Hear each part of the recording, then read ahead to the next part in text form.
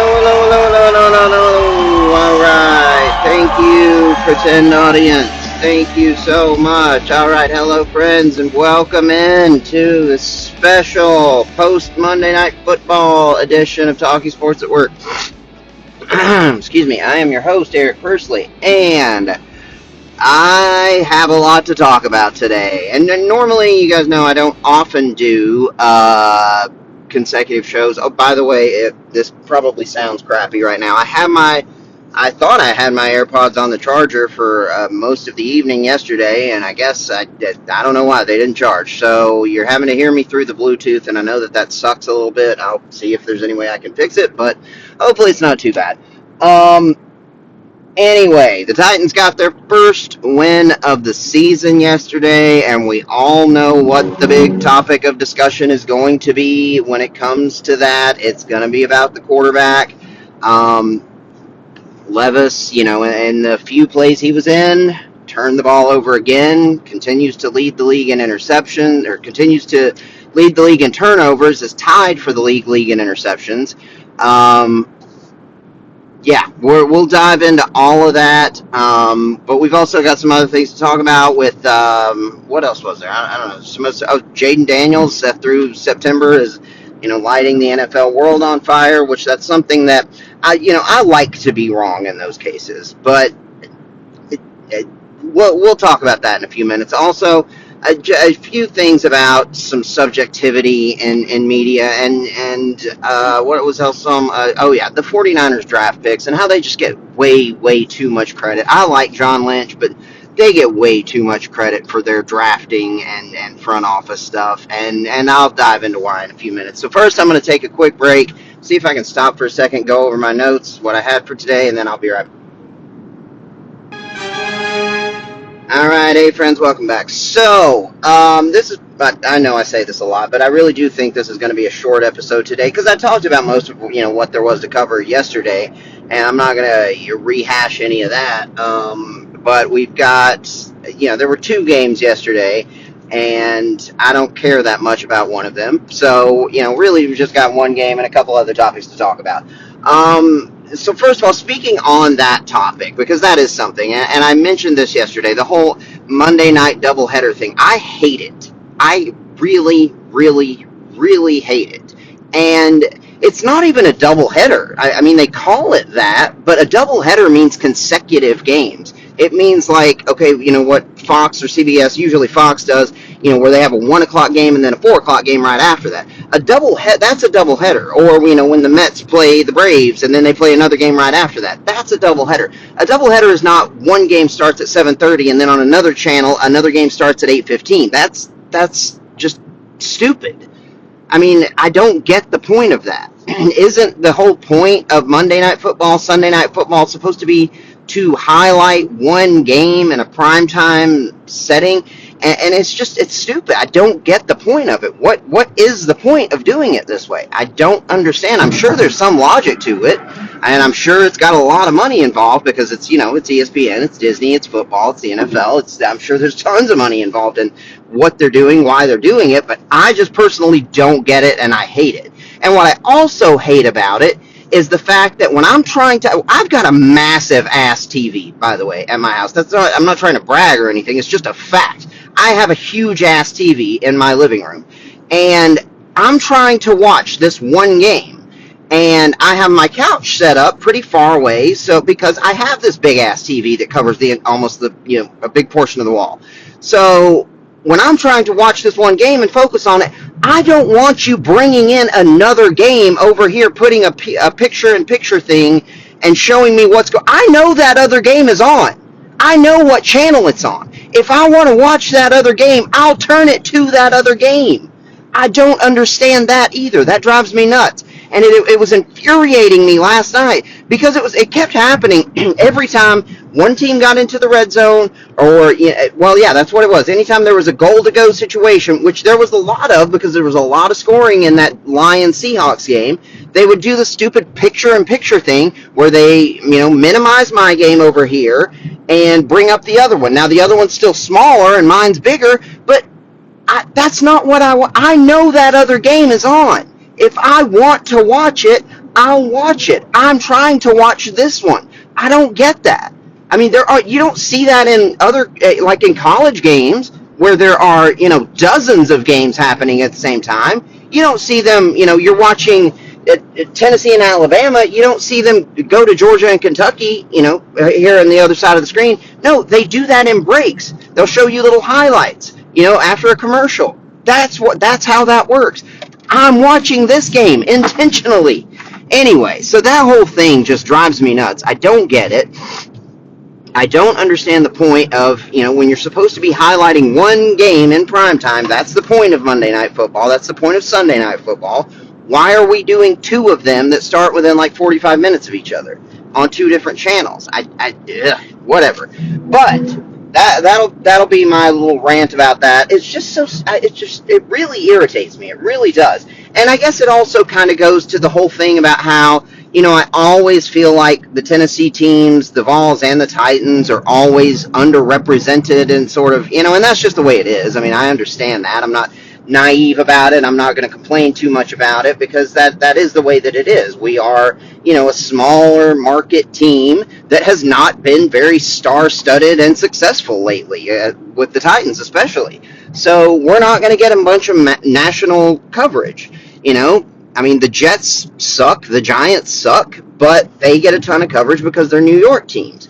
The Chiefs are, a smaller market or smaller market probably than Nashville, but they have a star-studded line. I get it. It makes sense, but it also just, it's still hard to not be annoyed by it. And so when you're supposed to have this, this one time when your game is highlighted, but actually now we're going to have this other game come on 45 minutes later on the actual, on the basic cable, or on ABC with Troy and Joe Buck doing but you get the B team and you start at 7:30 and we're going to interrupt your game at every few minutes to show you what's going on in this other one in case you forgot about it. It's just it drives me nuts. Anyway, but the Titans did get their first win of the season. Obviously it was not pretty, but it doesn't have to be. Who cares? There are a lot of elements to this to dive into, honestly. But the biggest one that everyone I know is going to be talking about, and everyone, including myself, is going to be thinking about, is the quarterback. And look, listeners will know, I have been saying all season now, like, if Mason Rudolph had been the starter week 1, we would be 3-1 right now. I'm not saying that should have happened. I'm not saying that's what I want. I'm not saying that would have been the right decision or that was even likely or possible. It wasn't. It was never going to be the case. But it is still, I believe, a very, very likely, I mean, I can't call it a fact because it's still a hypothetical, but I believe it is a very, very likely scenario that if Mason Rudolph had been playing in all of these games, we would have won 3 of them. All of them except the Packers, who were the one team that beat us and we didn't beat ourselves. Now, we did give them plenty of stuff as well, but, that was... Anyway, I've talked a lot about that. But the thing about it is, we know what our ceiling is with Mason Rudolph, right? Or we know what his ceiling is, at least. He's a very, very good backup quarterback in this league. He is not a franchise quarterback. He is not a starting NFL quarterback long term. He is a very, very good backup, just like Gardner Minshew, just like Ryan Fitzpatrick was for so many years.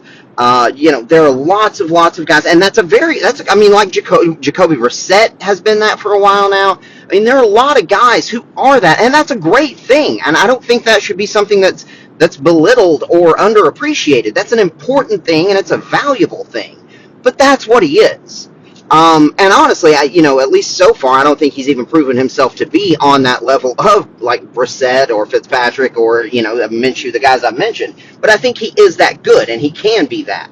And so with a guy like that, even with a lot of talent that we have on this team, I think we know most likely what our ceiling is. It's probably, maybe sneak into the playoffs, maybe we're able to upset somebody in the wild card round, but that's it, right? I mean, we're not really going anywhere. And so that's why you stick with Will Levis, because you know his ceiling is significantly higher. He can do things that Mason Rudolph cannot. He's got that rocket for an arm. He's supposed to have a really great mind for the game. He's got a great athleticism. He's really, in terms of just natural talent, far and away better than Mason Rudolph. Excuse me. But he continues to make these ridiculous mistakes that lose us games. And at a certain point, it's kind of like, okay, what's preferable? Do we keep sticking with Levis, keep giving him opportunities, keep hoping that he's going to get better because we know that there's at least a potential for a future with him? We know Mason Rudolph is not our quarterback of the future. We know that. We know we're not giving him, a big contract here in a couple of years. We know that we're not going to be extending Mason Rudolph to be the future of this franchise. We know he's not going to have that little C patch on his jersey. We know what he is. We know what Will Levis can be, what we hope he can be. So far, he still has not been. And so far, he has been the reason we've lost 2 of these games. And just in a handful of plays that he was out there in this one, another bad interception. Now, granted, it was a little bit of a tricky coverage, and the defensive lineman was dropping into coverage. It was a zone blitz sort of thing, so, that's something that can, surprise a younger quarterback, but still, the guy's right there. And if you're looking at that and you can identify that blitz, which you expect a second-year quarterback to do, you're not throwing that ball. I mean, he threw it right to him. And so anyway, it's kind of like at this point, I don't know. I still want us to go back to Will Levis. I do. I know. Now, I'm not in a bunch of, I don't do social media that often. I don't communicate with a bunch of Titans fans usually. I don't even know all that many because everybody around here is still more of a Vols fan. And then you have, lots of Falcons fans, and the Titans are still sort of like a secondary option around here as far as football fandom. But so I can't speak to what the general consensus is, but I can guess it. I can guess that there's probably a large portion, maybe even a majority of Titans fans right now who are saying, okay, that's it. Let's roll with Mason Rudolph, right? I mean, and it's hard to argue with the results. And look, I said, and I've said it all along, we'd be 3-1 right now with Mason Rudolph.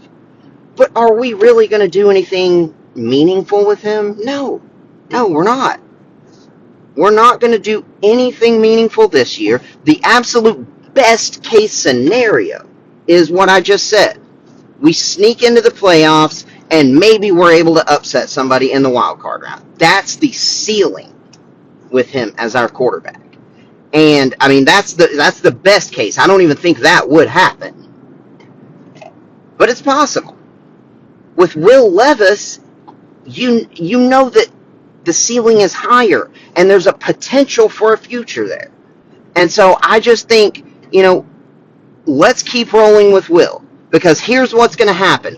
Either he is going to figure it out, and he is going to prove himself to be our quarterback of the future. He is going to get these mistakes out of the way. He is going to learn from his mistakes. He is going to improve with his decision making.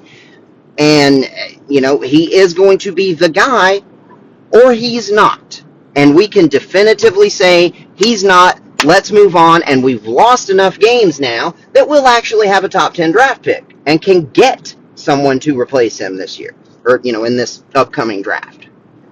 But if we go with Mason Rudolph, what's going to happen? Most likely, we're going to win 8 games, maybe. I mean, that's even, I don't even know that we would get that many, because we're already in a 1-3 hole, obviously. But, we might win 8 games. Maybe we get hot and we're able to win 9. Maybe things work out in a kooky kind of way and we can still win the division or sneak into that wild card spot. But, I mean, that's, again, that's the best case scenario. And the best case scenario that I laid out before was if Rudolph had started the whole season. Now being in a 1-3 hole, I don't even know that that's very realistic that we could even still sneak into the playoffs. I mean, right now, if we put Mason Rudolph in, he will not turn the ball over as much. He looked very poised. He did everything that you could have wanted him to do realistically in that game, and we won it. And we scored 30 something points for the first time in like over 2 years, I think, or well, a year and a half, something like that. That's been a big deal. Which, by the way, that was something that I don't know how they didn't bring up there at the end of the game, because it seems like every single broadcast team that has covered a Titans game for the last year has mentioned at some point that the Titans haven't scored 30 points in however many games at this point, yet somehow this Monday Night Crew didn't think to bring it up when we're sitting there at the goal line with goal to go and 24 points on the board. I know all Titans fans were sitting there thinking, just go ahead and hand it and just try to get, let's try to get it, go ahead and get one more touchdown. And Tony Pollard knew it. Brian Callahan knew it, even though Brian Callahan was still calling it very conservatively and doing the sportsmanlike thing. Pollard wanted that touchdown, and fans wanted that touchdown. So now we can put that crap to bed. But somehow this ESPN crew didn't think to mention it. Anyway, so I got off topic there, but the point is, it's kind of like, we've just spent so many years now in this sort of quarterback purgatory where I am much, much, much more in favor of sticking with Will Levis and hoping that he can develop, or hoping that he just keeps sucking and we keep losing. Those are our two best choices right now. Mason Rudolph takes us back to being a mediocre team, which we have been for so long, which we have been the majority of the last 20 years. The years with Ryan Tannehill, he had a really good year and a half there. That second half of the year when he took over for Mariota, he was incredible. He made the Pro Bowl. The year after that, when he was the starter full-time, he should have made the Pro Bowl that year, but they gave it to Deshaun Watson over him. But other than that, I mean, it's been Jake Locker. It's been, years of mediocrity, 4.5 years of mediocrity with Marcus Mariota. It's just been, ever since Steve McNair, we have been in this just sort of quarterback purgatory. And Mason Rudolph could not better represent that, could not be a more perfect example of that same kind of thing. He's a good backup quarterback. He's a really good backup quarterback. He's not a starting quarterback in the NFL. He's not a franchise quarterback. He's not anybody that's going to win you games. But he will not do one thing Levis has done, which is lose you games. Anyway, so those are my thoughts on that. And I know that's going to be the argument, and I was happy to hear Callahan come out and say that Levis is still going to be our quarterback when healthy. But I think, I don't. You always take anything like that with a grain of salt. I mean, let's see how things go. We've got a bye week this week, so you assume if that injury is not anything serious, that he's got plenty of time to get healthy and should be good enough to go by our next game, which is against the Colts, I think, at home. And so, but at the same time, what happens if Mason Rudolph's taken the first team snaps and everybody's taking to him and the offense is starting to flow and starting to look like what Callahan had envisioned? Then he's still got the out of saying, well, we're not sure Levis is ready to go just yet. And that's a very real possibility. And then if that does happen, what if we win another game, a division game against the Colts, and with Mason Rudolph under the helm? Then you're really going to have some big-time controversy, even more so than right now. So, I don't know, man. It's one of these situations where it's just like, where one option feels like it's more likely to win you games right now, but the other option is really the better option long term. Because, again, even if he doesn't pan out, then we can know for sure. And we can go into next year's draft, probably with a pretty high draft pick, knowing we need a quarterback. I mean, that's my thinking on it.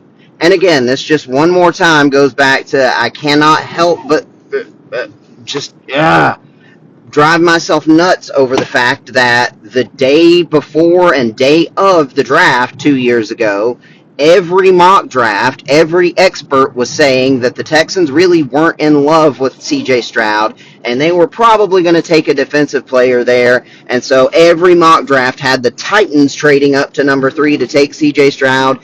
And just think about how different things would be if that had, I mean, Mike Vrabel would still be the coach if that had happened. Things would be so different right now. So honestly, I don't even know. But anyway, that's a whole other topic, and I'm not getting into that right now. But no matter what, it feels good to finally, get the Titans into the win column. And now, there's only one team that is still winless, and that is our division opponent, the Jacksonville Jaguars, who are just a mess right now. And look, you saw one thing too. That one more thing that I'll point out is I think you finally were able to showcase what I've been saying about this Titans offense all along, which is there is a lot of talent on this team. If it wasn't being held back by ridiculous mistakes and turnovers from the quarterback position, this is a really good offense.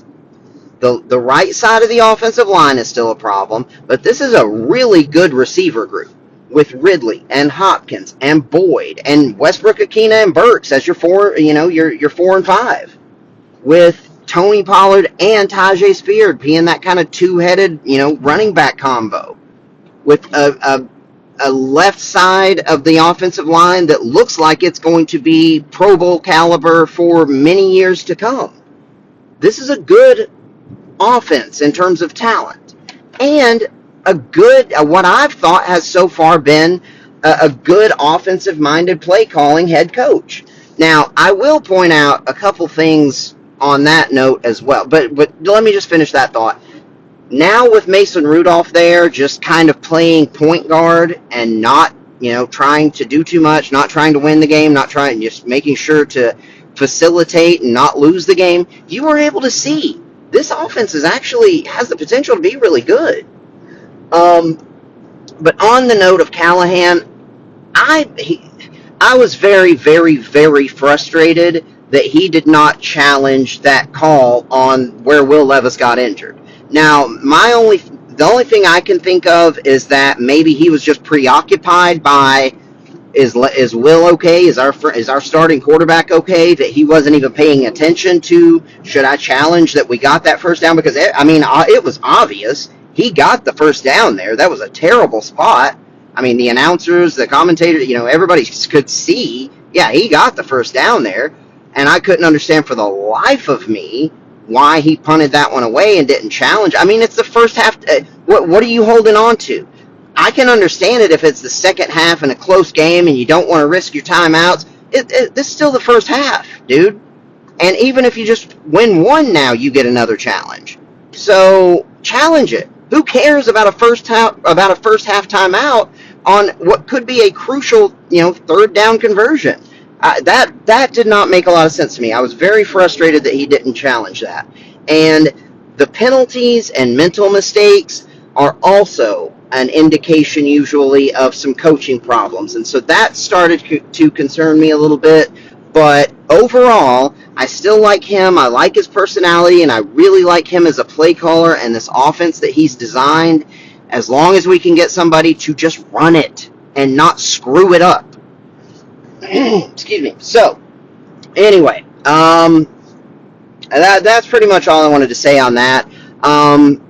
They spent a ton of time in that game talking about Tua, obviously, because, by that point, by the fourth quarter, it was pretty much, we had wrapped things up, and so it was kind of garbage time conversation. But I forgot even what I was going to. There was something I was wanting to say about the whole Tua situation, but I don't remember what. They were talking about it on the radio this morning, and I think it was Chris Canty who was saying that he, felt like that was a mistake for them to give him that big contract, and that they've put all their eggs in this Tua basket, and now they're just totally screwed without him because he kind of is that Mike McDaniel offense, and, without him, it just doesn't work. But that, you know what, I don't even feel like getting into all that, honestly, because it just feels like it's easy to say that now in hindsight after seeing another Tua injury, but it's not like there weren't plenty of people saying that at the time, too, given his history. Anyway, I'm going to take a quick break. There are a couple other topics to give my thoughts on, and then we'll probably wrap things.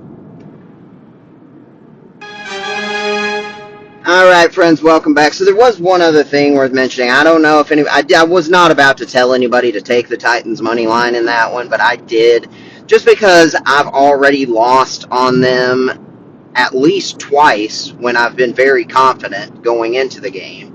I know I lost again. Actually, no, I bet on them in all 4 games so far, in all 3 games, and they should have won 2 of them.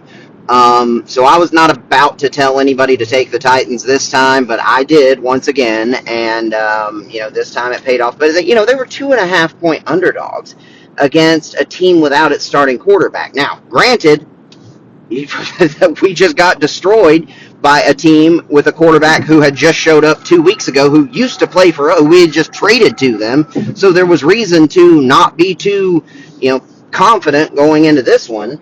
But, being an underdog with the way the Dolphins had looked, which they didn't even look right even, before Tua got hurt. They barely got by Jacksonville week 1. They're at the very end. And so, yeah, but I wasn't about to tell anybody to do that. But point is, now with that total, I have now officially made significantly more money in betting on sports than I have working over the last couple of weeks. So that's cool. I hope that trend can continue. Excuse me. And what else was I going to talk about? Oh, yeah. One thing that I still hope that I'm wrong about, and so far it looks like I was, is Jaden Daniels. Because, some of you may remember I said I was not very high on him going into the draft. But what I did also say was that I wouldn't be surprised if he looks very good as a rookie, though. Because the one person he has reminded me of all along, and I know that Washington fans are probably the one group of people who are actually probably thinking along these same lines. There's one guy he's reminded me of all along, and that's Robert Griffin III, another former, Washington quarterback back when, back in the day when you could still call a team, an NFL team, a blatantly racist name. Anyway, the former Redskins quarterback, Robert Griffin III. And you remember, he won Rookie of the Year. He was really, really good his rookie year. But so much of his game was predicated on running and his athleticism. And that was the biggest part of Jaden Daniels' game in college. And eventually, a guy like that, those guys just don't often last long. Even the very best of them. Cam Newton, Michael Vick, they don't have that same longevity, and especially a guy with a smaller frame like him, which that's still one of the big concerns about Lamar. So far, he's been, unbelievable and has proven everyone wrong, but a guy with a frame like Jaden Daniels, like Robert Griffin had, he's going to take hits running as much as he does, and you just worry that, can he continue to be this good for a career? And I hope that he does, because I'm rooting for him.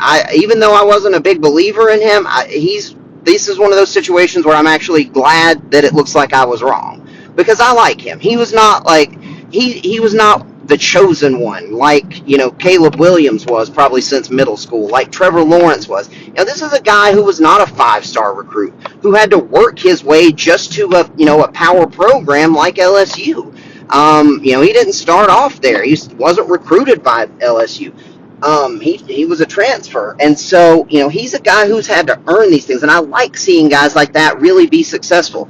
And the thing that surprised me, and I guarantee you everybody, is his efficiency. Because no matter what you thought of him going in, I know no one saw him having an 82% completion percentage through the first 4 games. I mean, nobody could have projected that. So I've been very, very impressed with that. Now, here's the other thing I'll say. I haven't watched a single Washington game this year. So all I know about what he's done is the highlights I've seen and the stats and what other people have said. So, maybe take all of this with a grain of salt, I guess. But what I'm saying is basically that so far it looks like maybe I was wrong about him. And I hope that I was. One last point, and I'll just go ahead and throw this in here but without taking a break because actually, no, I had 2 more things. So you know what? I will take a break. I'll be right back.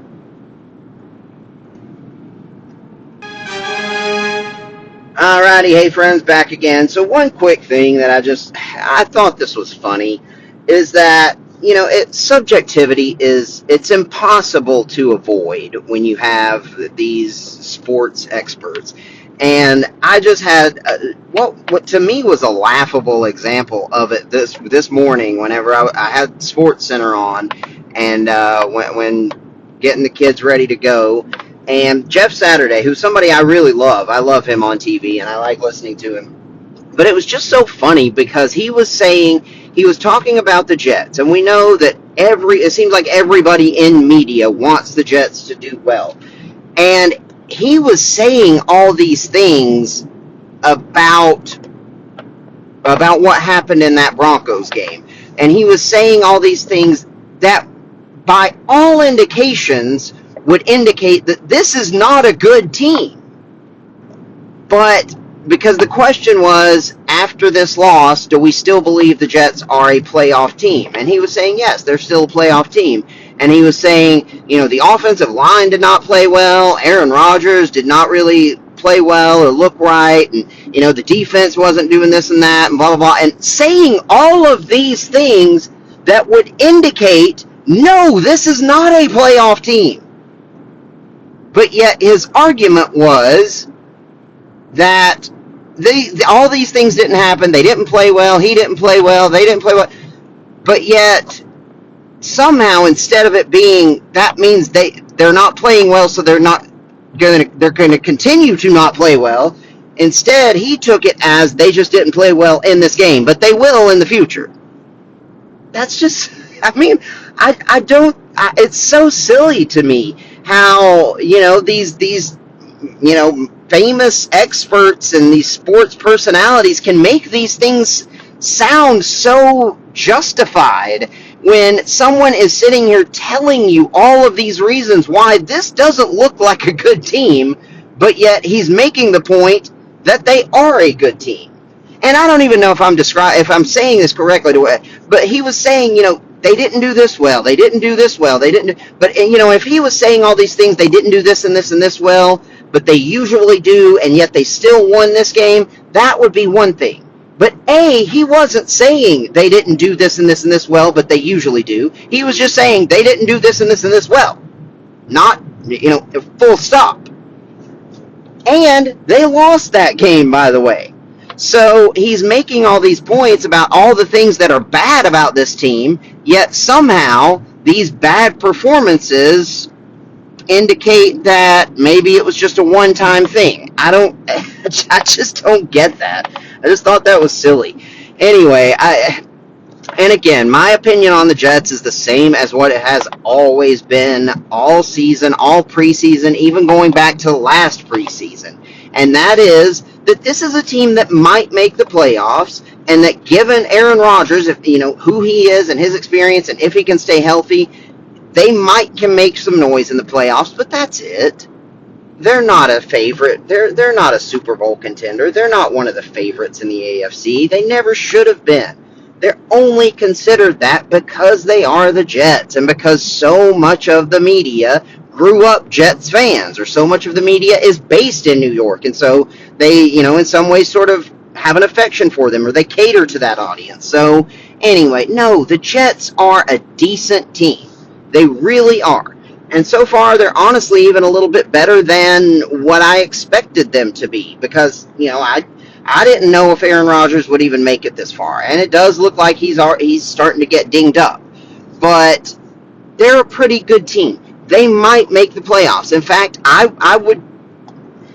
don't know. I'm kind of like, I would say right now, it looks like, yes, the Jets will probably make the playoffs, but they're not winning that division, even though so many people picked them to. I said all along, there's no reason to think this is the best team in that division. Buffalo has owned that division for so long, and sure, they're without Stephon Diggs now, but now everybody's talking like that's a great thing, and they knew it all along. Stephon Diggs was just a problem.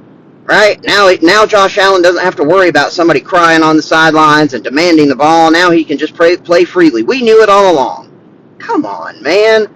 All of you people were bashing the Bills, and especially their front office, for letting Stephon Diggs go and letting Gabe Davis go and not adding more wide receiver talent. And now here they are, 3-1, and everybody knew it all along.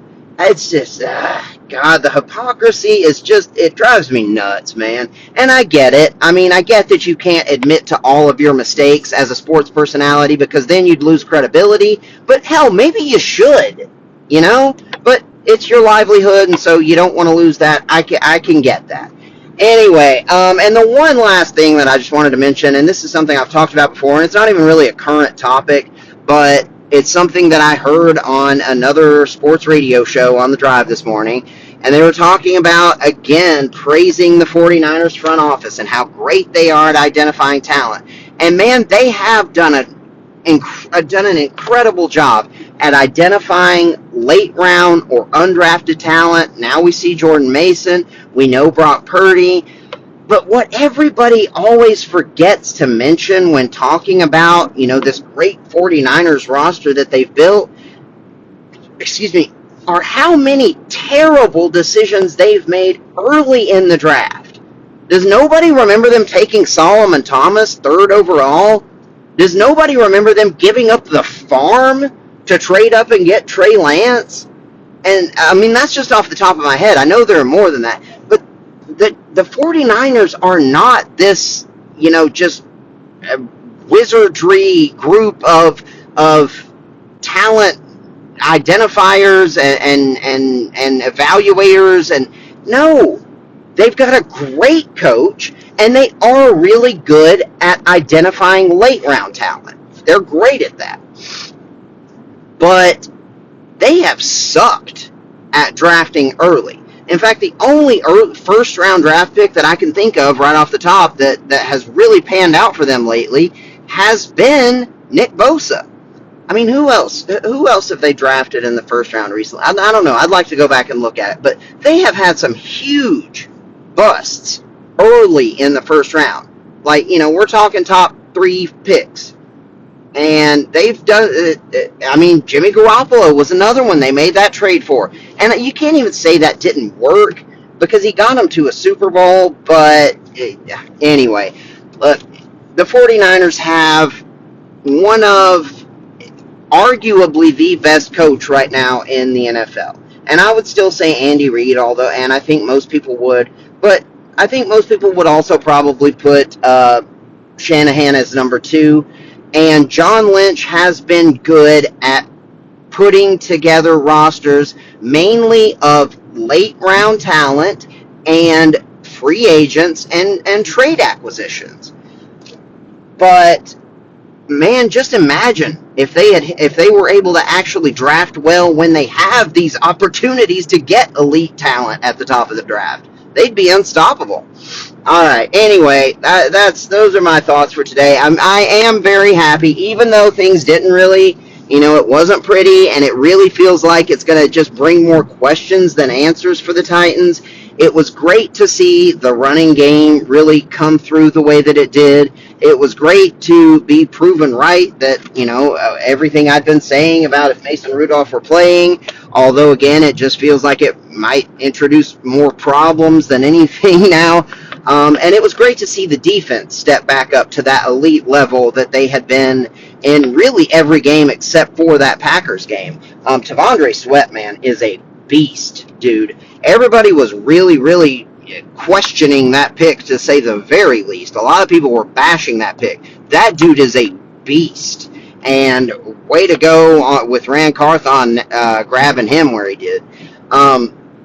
And when and we did that without even Jeffrey Simmons. Now I know the Dolphins' offense is anemic without Tua right now, but they also should have given more credit to the Titans' defense than they did in that game. So I'm happy about a lot of that, and we'll see how things look here in a couple of weeks against a division opponent. I hope everyone has a tremendous Tuesday. I hope you have a wonderful week. I'll talk to you again soon, and I love you. Bye.